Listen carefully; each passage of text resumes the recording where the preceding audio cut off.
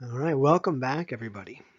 As you probably recall, in our last lecture, we looked at this concept of something that we sort of referenced as the self. Now, we didn't necessarily break down what the self was about, but what we did talk about was how when we explain our own behaviors, we might not necessarily do the same thing to understand what we're doing as we might for other individuals. We talked about that being a byproduct of not only our penchants to sometimes inflate who we were a little bit, but also we talked about it being a reflection of us having some intuitive understanding of who we were and taking that into account and just kind of accepting it as the norm when explaining our own behaviors. Well, this idea leads to a really interesting question, and that's the idea of, well, how do we know about who we are? And this is what we're going to be getting at in today's lecture, this idea of something that we call the social self. Now, to understand the social components to this idea of the self, what I thought we'd do in this lecture is start off with an activity. In this activity, what you're asked to do is pretend that you're about to meet a new instructor for the very first time. Let's say you're about to have a one-on-one session with me and you've decided you'd like to tell me some things about yourself before the meeting. What are some of the things that you would tell to me? If you've got a chance, write down some of these things and we'll reflect back on them a little bit later. If you just want to think about them, that's fine as well. But after you're done doing that, I want you to imagine another hypothetical scenario. Let's say you're about to go out on a date with a stranger. Maybe it's an online date or a blind date or whatever you want to envision. And you again are asked to present some information about yourself to this person. What would you now say to this person that you're about to go on a date with? Would it be the same things? Would it be something different? Would you present yourself in a different way? And what exactly would you try to tell this other person and want them to know going into that first date? Again, if you want to write this down, great. If you just want to sit here and think for a second about it, that should suffice as well. But when you're done with that, let's explore how this relates to social psychology and this topic of what we call the self. Now, many of us might think that activity was not necessarily that game-changing, but there are a lot of people in social psychology that would contest that assessment. They argue that it's really important if we want to understand our social behavior that we understand how you define who you are.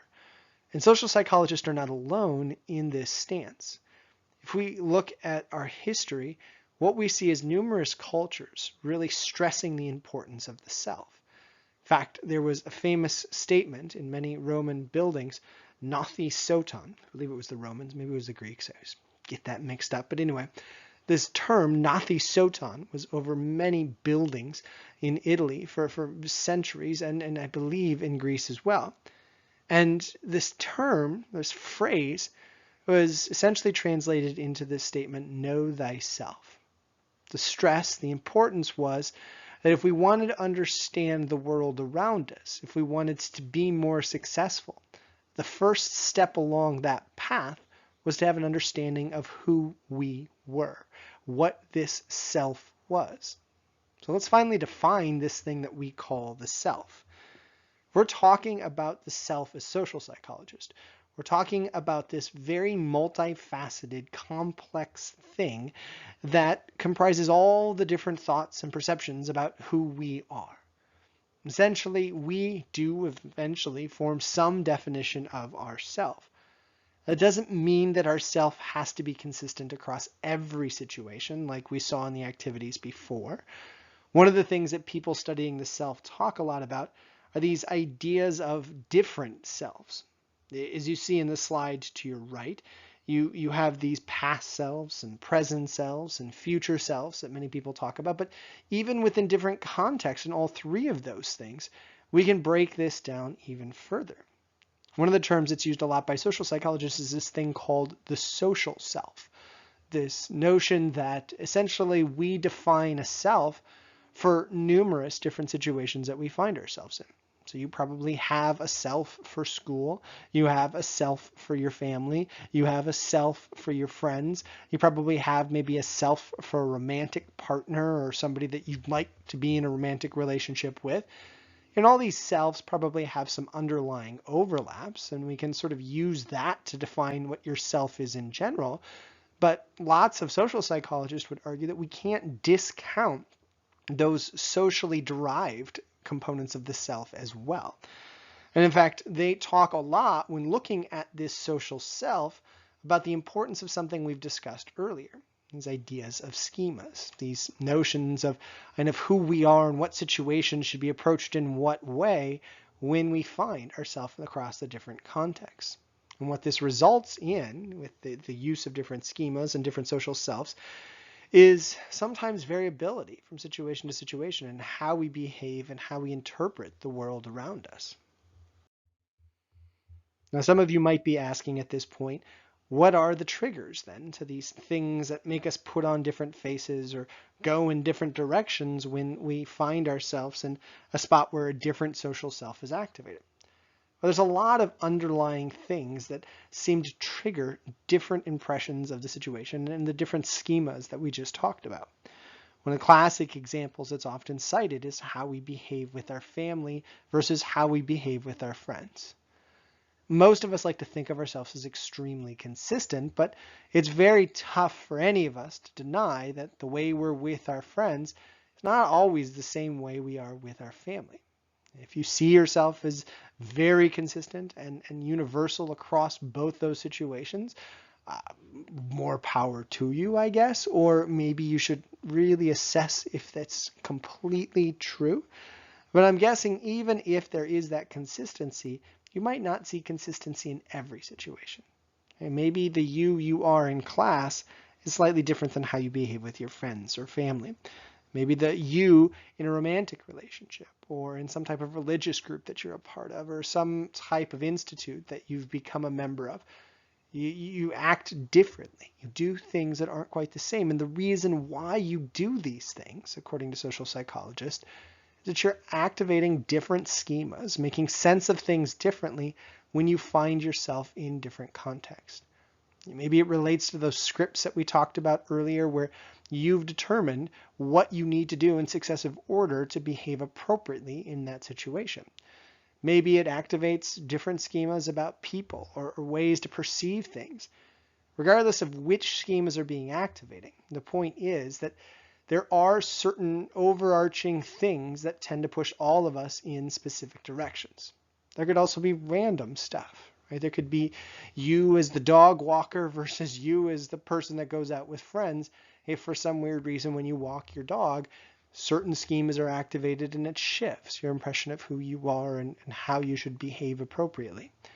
Lots of odd things can push us in different directions, and social psychologists really want to unfold when we get pushed in those different directions, how these things can have such a robust impact on us. And this might lead you to the question of, are we really that different from situation to situation? Are we these profoundly different individuals with completely different personalities?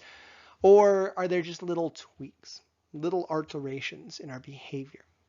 This is one of the questions that was actually asked by a very famous researcher in social psychology named Hazel Marcus. She asked individuals to, in different social situations, rate how strongly they felt about certain personality characteristics and how much certain descriptors were relevant to them. And what Marcus was able to find is, at least in self-descriptions and identifications of things, when we found ourselves in different places, we did indeed find some quantifiable differences in how we perceived ourselves and what we thought was relevant to who we are. Now, it's important to note that she didn't in her studies find that if she tested somebody, say in the classroom versus with their family, that they were completely different individuals. This was not very common. But there was statistical differences, significantly statistical differences that suggested that we do actually behave to an extent slightly differently when we find ourselves in different situations. And this led to a really interesting question of, are we actually accurate in these interpretations? If I see myself as different with my friends, am I really being different with my friends, or am I just perceiving myself to be different in those situations? There's another researcher just recently, about a decade ago, named Vazir, who asked that question. Is our behavior really that different across situations, and can people pick up on it? And what Vazir was able to show was that there are seemingly some differences that can be picked up on. And when we actually look at people's overt behaviors, what we see is that people do seem to have the ability to tap into some of the different schemas that seem to be predicting our behaviors pretty well. But what was interesting is that Vazir's study not only just asked people to explain themselves in different situations and see if their understanding of their personality or certain schemas that were activated could predict behavior, but he also wanted to see if this worked for other individuals that knew us, that were more attuned to some of the things that we did in different situations. And what Vazir was able to show was that both friends and individuals themselves seemed to have some pretty good predictive ability, some understanding of some of the sources of our behaviors. But oddly enough, there were some differences between the things that were used as good predictors between people themselves and their peers. Essentially, we're really good at recognizing the internal things that shift from situation to situation for us. We can recognize when we're more fearful in different situations, or when we're maybe more agitated or more confident, whatever it is. The internal states that we can recognize as being evoked in different situations, it can be something that we can predict, so we can recognize, and it can be something that can then predict our behaviors. When we look at the things in social environments that impact us, or kind of externalized things that other people can see outwardly, maybe we can't even see as well as them because we're just projecting ourselves to the world, what they were able to show in this study was that people that are friends or family members of these individuals can use that information to predict behavior fairly well. They're different things oftentimes, but in sum total, this understanding of these different selves that we see internally and for ourselves and we can see externally for others can be pretty darn good predictors of our behaviors across a wide range of different situations. And this is a really complicated but interesting point, that essentially we do, if we want to bring it all together, have different social selves. And those different social selves raise different schemas of us. And those different schemas, those different things can predict our behaviors fairly well. It's just we don't have the ability to tap into all of them, though others might have the ability to tap into some of this stuff. Now, are we completely different? Probably not.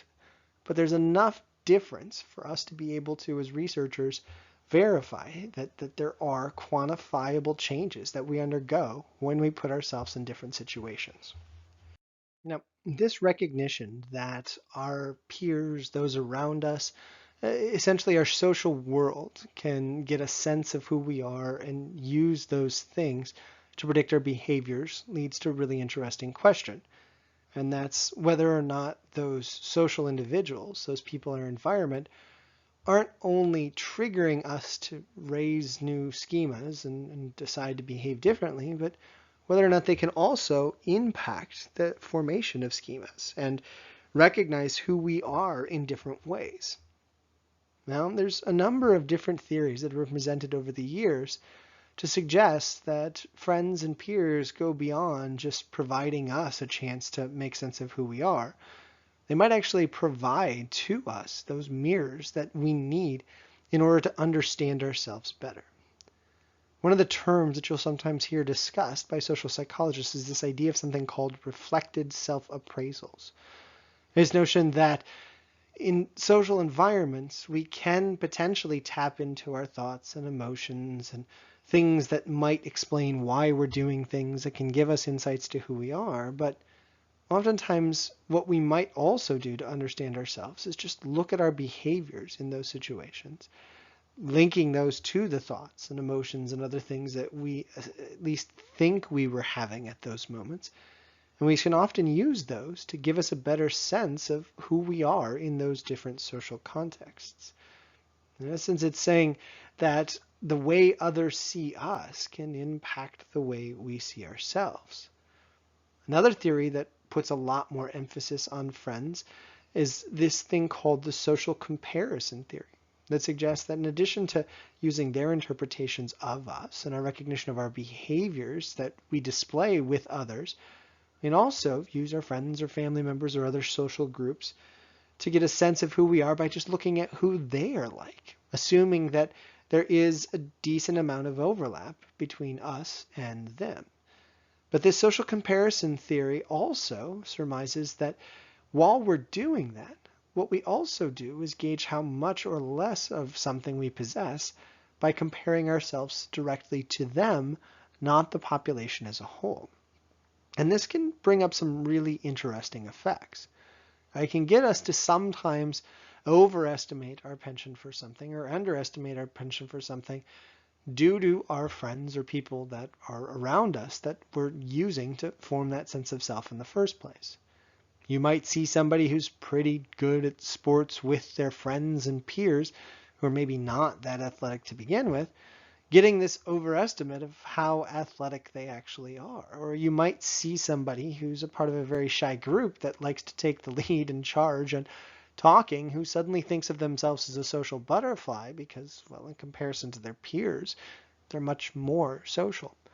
There's a lack of usually recognition for many of us to understand where the groups we're with lie in the grand scheme of things on a multitude of different traits. So instead, we just assume our group is fairly average on everything and then just compare ourselves to others within that group to gauge where we're at on some certain mechanisms. And it can result in some really odd effects, like the ones we talked about, or ones that really frustrate educators when you have kids at very competitive schools struggling and thinking of themselves as horrible students or incapable of learning simply because they compare themselves to their extremely advanced peers and don't see themselves quite at their same level, so they just assume they know nothing or they're incapable of doing things. This is a common trend with many people in the upper and lower echelons when they start comparing themselves to their peers. There's some implicit recognition that their group that they're a part of is different, but it's very tough when assessing the self to truly tease that apart to the extent where you can get an accurate assessment of who you are. So looking back on this slide, just understand that what we do with our peers, those social situations that we're trying to assess ourselves on, is not just gauge how we're feeling around them and what that tells us about who we are. We're also gauging what we do with them, and we gauge how our behaviors within the group and can kind of give us more information about where we're at on specific mechanisms, high or low on some dimension or characteristic. So this then leads to the question of, if we do have these malleable selves that pop up in different situations, how consistent are they? And are we 100% comfortable with these inconsistencies? This idea of what we sometimes call situationism in the self is something that's been explored by numerous researchers over the years. They don't only try to understand the different selves that we display in different situations, but how we're comfortable with this and how in tune we are with the differences that we display across different situations. And what we've seen when looking at these things called working self concepts is that most of us have sort of an intuitive sense of our behaviors that change across different situations and the situational impacts that affect it. But whether or not we're comfortable with it is slightly dependent upon where we come from. In our Western culture, in the United States and Europe, there is a big push by many individuals to define themselves as what we call an independent self. This self is thought to be kind of devoid of situational impacts and consistent across a wide range of different situations. An East Asian or collectivist society, they often define themselves in what we call interdependent terms, highlighting the importance of different social factors and cues that can very strongly dictate what we do from moment to moment. For those interdependent or East Asian society cultures, most of those individuals are perfectly okay with this working self model and with identifying the different working selves that are evoked in different situations, attributing many of their behaviors to those social factors. But in our independent Western or US society, this doesn't necessarily align with our interpretations of how the self should be defined. With our insistence that we can rise above the situation and our own thoughts, our own actions are kind of a byproduct of who we are, and we're going to be consistent across a wide range of situations. When we recognize this working self concept, when we recognize that we are different across different situations, we don't always embrace that. And what it can cause is a lot of discomfort when we recognize or are forced to kind of identify situations where there's different selves that are playing a role in our life. One of my favorite episodes to kind of highlight our frustration with this on television that I ever covered, how we really struggle in the United States to deal with the different people that we are across situations, was a classic Seinfeld episode where one of the main characters named George got very upset when his girlfriend was about to meet, I believe it was his friends. And his argument was that who he was with his girlfriend was very different from who he was with his friends. And if those two worlds were ever to collide, it would be chaos for him because he wouldn't be able to keep things straight. You know, there's this discomfort that's often felt in our independent societies in those exact situations. It might be uncomfortable for you when you're around your friends and your family members at the same time, or when you're, say, at church with a friend or something along those lines, because you recognize at that moment very clearly that the situation does have a big impact on you. For people in East Asian societies, it's not that they're necessarily going to have everything aligned when they find themselves in those situations, but they can recognize they're more kind of embracing of the power of the situation, so it doesn't create that same amount of angst. And what's really interesting in numerous studies that we've looked at is that this seems to be a learned thing that seems to kind of impact our perceptions as we become more acculturated from one group to the other. Numerous studies have shown that kids that moved to the United States coming from a collectivist society, slowly in their descriptions of the self and their comfort with inconsistencies, become more and more what we would call westernized in their perceptions of the self and their descriptions of others and kind of their comfort with their disparate behaviors that are displayed in different situations. Now, what it means is that essentially we might, in our attempts to try to portray ourselves as consistent and not highlight the social impacts in our independent society, kind of overlook certain things that are pretty big players in our behaviors and things that elicit different selves. And in doing so, could potentially impact our accuracy of what we think we might do in different situations. This is exactly what some studies have found, that by understanding our different selves in different social situations and accepting that we are different across these situations, many collectivist societies that focus on, again, what we call the interdependent selves tend to be able to predict their behaviors, understand the factors behind situation or behind their behavior in situations in a way that we don't do very well in our independent society. And it's not necessarily that their approach then is right. It's just really interesting to understand the complexity to these different selves. We recognize we have them, but our need for some type of internal consistency, sometimes in our Western culture, might give us more coherence in our descriptions of ourselves to others, but it might create these imperfect predictors that we can't use every time when understanding why we're doing and what we're going to do the next time. And this brings me to my very last question for our class. And that's that if we do have these different social situations that evoke the self, or maybe we find a way to consider ourselves a consistent self, what brought us to those definitions of self in the first place? This is an ever-changing thing. Is it something that we're constantly working on and processing, or are there certain things that can predictably shift our interpretation of the self? Well, to understand this, we have to talk about a process that many of us go through in order to understand the self in the first place. It's this process of something we call introspection, where we examine our thoughts, feelings, behaviors, motives, and through those examinations of what's driving us and what we think is our consistent behaviors, we gain a sense of the self. Now, introspection could happen, say, just once a month, once a year, every hour. One of the things that was asked when we started looking at this idea of introspection is, how often does a person actually introspect? Are they doing it on a daily basis? Are they doing it, say, every couple minutes? What allows us to tap into that self? Or are we just relying on past information, not really thinking about what our behaviors mean?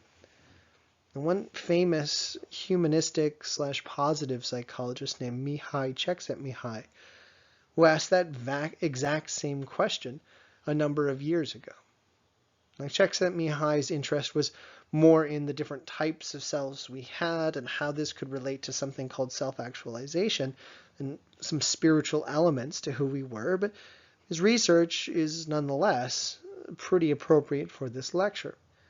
Because what Csikszentmihalyi did was he gave a bunch of his participants in the studies, way back in 1982, these magical tools back then that they called beepers. Now, beepers are, to this day, this weird phenomenon that's tied to the 80s. It allowed people to, long before cell phones really existed, get sort of calls or sort of text messages, you could say, that arrived on these magical things that they could put on their pockets. So every now and then you could just get a buzz and it would list the phone number of the person who buzzed you.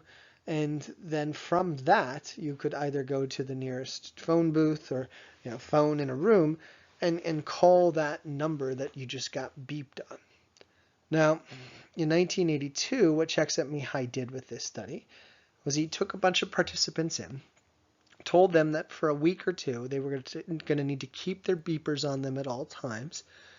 And then through random number generators, Csikszentmihalyi would send these messages to these individuals, just quickly, beep them with the number that he was on.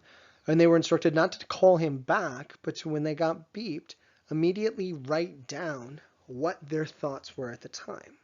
He was trying to assess essentially how often these people were introspecting. And what he found, unbeknownst to his expectations, or I guess not in accordance with his expectations is the words I should have used, was that very few times in this entire study was anybody doing anything that would possibly be reflective of introspection. His conclusion essentially was that if we did assess the self, it was very rare. In essence, we were just kind of going off of our past expectations and our prior knowledge to understand what we're doing in different situations, or at least be able to explain what we're doing in different situations. And this led others to say, well, then what does trigger it if it does happen rarely? And it eventually led to the introduction of something we call the self-awareness theory. This notion that we only introspect when we're asked to introspect, when attention is sort of put on us and we see ourselves in that mirror, in that position where we really do have to ask, who am I? Now, this self-awareness theory has been tied to many things. One of my favorite examples of this is when people are essentially drawn to see themselves, and in doing so, tend to start displaying behaviors that are a little bit more in accordance with their own perceptions of the self. And whether or not people are truly introspecting when they do this is debatable, But one study that really highlighted how much we can shift behaviors of individuals when they do see themselves, the classic study, which I don't actually have the names of the authors on here, but a study that was done about 3 decades ago where people were asked to come in and take a test.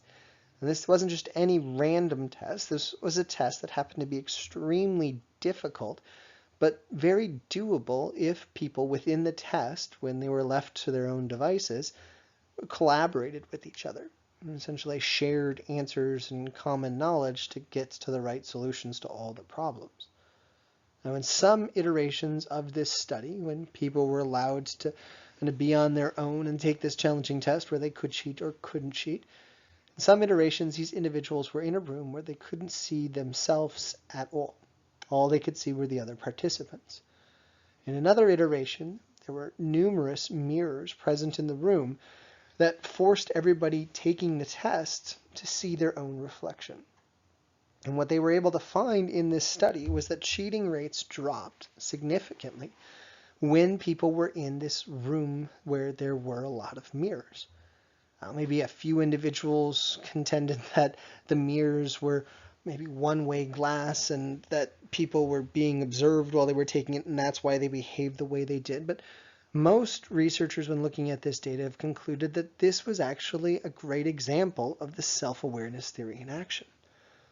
These individuals, when the mirrors were present, were forced to kind of look at themselves, assess their opinions about things like cheating, and in doing so, they tried to find a way to align their behaviors more with the perception of who they were. Now, it's also important to note that others have kind of built off of this to show that, like we talked about before, other things might be triggered across different cultures. There's a researcher named Cohen who not 2 decades ago, but a decade and a half ago, ran a study that showed that in East Asia, having a mirror placed in front of somebody wasn't nearly as effective as having a very close member of, say, the family or a close friend in the presence of the other person had on kind of the behavior with respect to cheating or acting in accordance to the perception of the self. In essence, what Cohen was able to find was that introspection happens for people in these collectivist societies. It's just, well, something that evokes it much stronger in this case is the social situation. But regardless of what's evoking it, what we see is that we introspect very little in life. And it's usually not until something from the moment spurs on this introspection that we start to understand who we are. Now, this idea of understanding who we are, making sense of all the complexity to us, is where we're going to end this lecture. But we're certainly not done with this idea of the self yet. What we've done here is essentially lay the groundwork for what it is we do to kind of come up with some definitions of who we are. But we haven't yet covered what this does to our behaviors. And we haven't talked about how this impacts our decisions to do things in different situations. That's what we're going to be focusing on in our next class. For today, thank you for listening. Hope you enjoyed the material, and I'll see you very soon as we continue this journey into the self. Take care all.